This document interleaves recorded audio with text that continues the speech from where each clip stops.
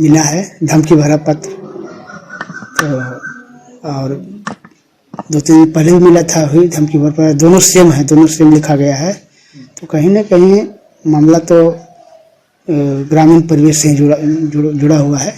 बिना गांव के लगले कोई भी व्यक्ति हो, बच्चा का द्वारा लिखा गया है, तो इसमें कोई बड़े बड़े लोगों का हाथ है। कौन है क्या है, ये तो प्रशासन की जिम्मेदारी है। और प्रशासन की जिम्मेदारी बनती है कि उसको लोकेट करे और उसके पहले वाला पर्चा का जो सो हम लोग लिखित थाना प्रभारी को दिए हैं। नमस्कार, जस्टिस फॉर निर्भया में आप सबों का स्वागत है। और आज हम जस्टिस फॉर निर्भया में बात सीबीआई की जांच की कर रहे हैं। जी हाँ, सीबीआई और एसआईटी के जांच में जो एक बड़ा फर्क दिख रहा है, वो फर्क ये है कि एसआईटी परिवार के झूठ के झांसे में आ गया और 1 महीने उस झूठ के झांसे में अनुसंधान की दिशा भी बदलती गई। अनुसंधान को लेकर जो बातें आती रही वो भी असहज करती रही पुलिस को और अंततः यह केस क्रैक नहीं हो सका। लेकिन सीबीआई इस बार परिवार के झांसे पर या परिवार के उस खेल को शुरुआती दौर में ही लगता है समझ गया इन्होंने। एक बड़ा खुलासा ये हुआ है कि जो धमकी भरा पत्र परिजनों के द्वारा दिखाया जा रहा था, वो धमकी भरा पत्र परिवार के लोगों के द्वारा ही लिखी गई है, परिवार के द्वारा ही प्लान किया गया है। ऐसी खबरें सीबीआई से आ रही है।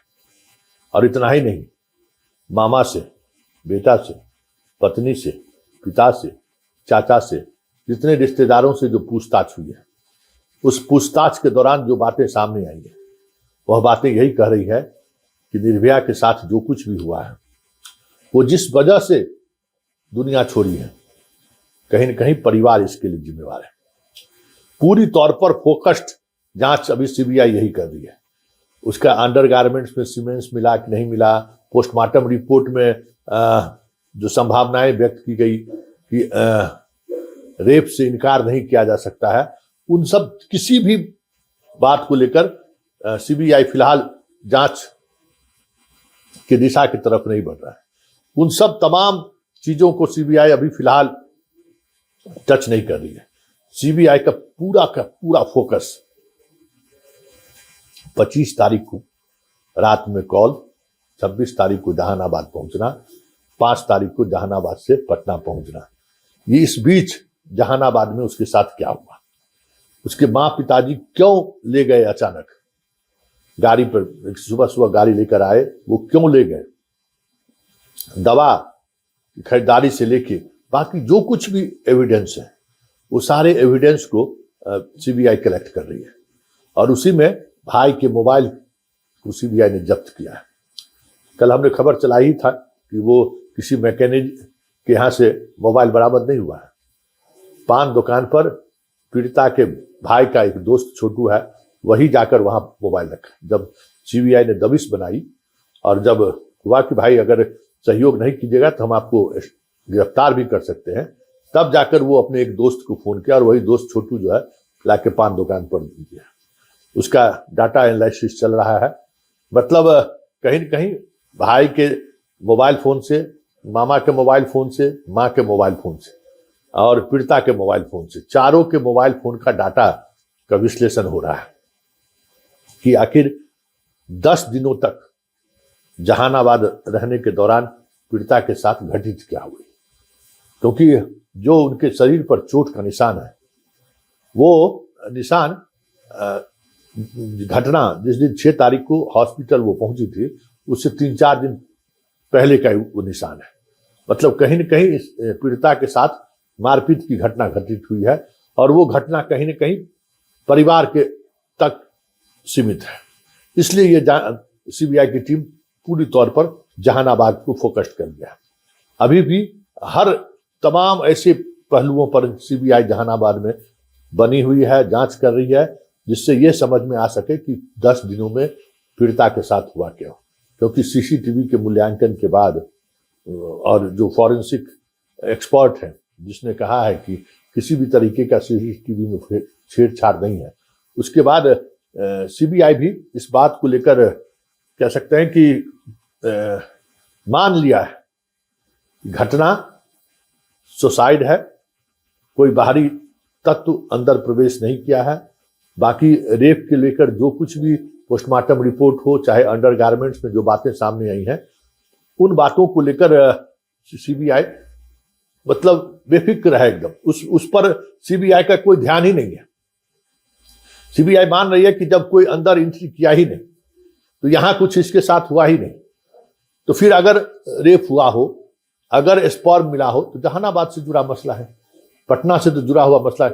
कल पूरे दिन सीबीआई मखदूमपुर से ट्रेन से चढ़ना, फिर जहानाबाद कोर्ट में उतरना, फिर जहानाबाद कोर्ट से पटना पहुंचना, पटना से फिर टेम्पो पर सवार होके हॉस्टल पहुंचना, हॉस्टल से जो है सो फिर अपने रूम में पहुंचना, अपने रूम के बाद 2 बार बाहर निकलना। जितनी तरह की एक्टिविटी उनको सीसीटीवी फुटेज में मिला, वो तमाम एक्टिविटी को उन्होंने कह सकते हैं कि क्राइम सीन क्रिएट करके समझने की कोशिश की है। तमाम सीसीटीवी फुटेज में लड़की की मनोदशा क्या है इसको समझने की कोशिश की है। जो सीबीआई का जो साइकोलॉजिकली ट्रीटमेंट करने वाली जो टीम है, समझने वाली, आपकी तस्वीर देखकर वो समझ सकते हैं कि आपके अंदर चल क्या रहा है। एक से एक टेक्नोलॉजी आ चुकी है। तो आखिर लड़की जब मखदूमपुर से घर से निकली है उस समय, फिर जहानाबाद पहुंची है तब, जहानाबाद से निकली है तब, पटना जंक्शन पर उतरी है तब, और पटना जंक्शन से लेके हॉस्टल में पहुंची है तब, और रात में 2 बार जो बाहर निकली है तब, उसके चेहरे का विश्लेषण सीबीआई कर रही है। उसके अंदर में चल क्या रहा है, किस द्वंद में लड़की जी रही है, और इसको लेकर फेस को एक अलग तरीके के टेक्नोलॉजी से रीड किया जाता है। फेस रीडिंग में ये सारे लोग लगे हुए हैं, और वहां भी कहीं ना कहीं सीबीआई को लग रही है कि जो कुछ भी मसला है वो मसला जहानाबाद से ही जुड़ा हुआ है। अब देखना महत्वपूर्ण होगा कि सीबीआई जिस दिशा में अनुसंधान कर रही है उस दिशा में अंतिम परिणति तक सीबीआई कब पहुंचती है, क्योंकि पूरी तौर पर फोकस्ड होकर उसकी जांच चल रही है, और वो जांच की दिशा धीरे धीरे एसआईटी की तरह ही जहानाबाद पर आकर केंद्रित हो गया।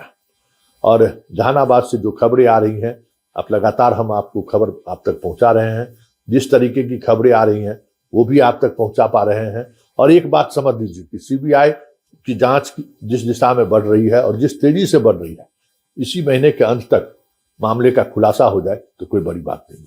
मिला है धमकी भरा पत्र, तो और 2-3 पहले भी मिला था, हुई धमकी भरा पत्र, दोनों सेम है, दोनों सेम लिखा गया है। तो कहीं ना कहीं मामला तो ग्रामीण परिवेश से जुड़ा हुआ है, बिना गांव के लगले कोई भी व्यक्ति हो, बच्चा का द्वारा लिखा गया है, तो इसमें कोई बड़े लोगों का हाथ है। कौन है क्या है ये तो प्रशासन की जिम्मेदारी है, और प्रशासन की जिम्मेदारी बनती है कि उसको लोकेट करे। और उसके पहले वाला पर्चा का जो सो हम लोग लिखित थाना प्रभारी को दिए हैं, लेकिन प्रशासन निष्क्रिय है, इसमें कोई दौरा नहीं है। बिहार सरकार के SRT वाले जिसे प्रचारित कर रहे थे, अब हम लोग को पर्चा से संबंधित धमकी भरा पत्र मिल रहा है, लेकिन प्रशासन के लोग कुछ नहीं कर रहे हैं, सुन है।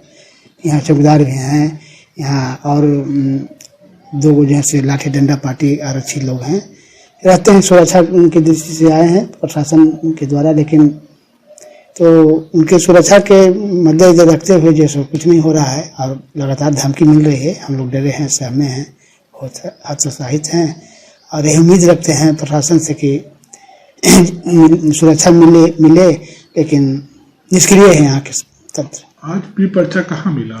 आज पर्चा तो यही मिला, घर पर ही मिला। घर पे फेंका हुआ था? फेंका हुआ था। किस जगह था पर्चा? किचन की खिड़की पर।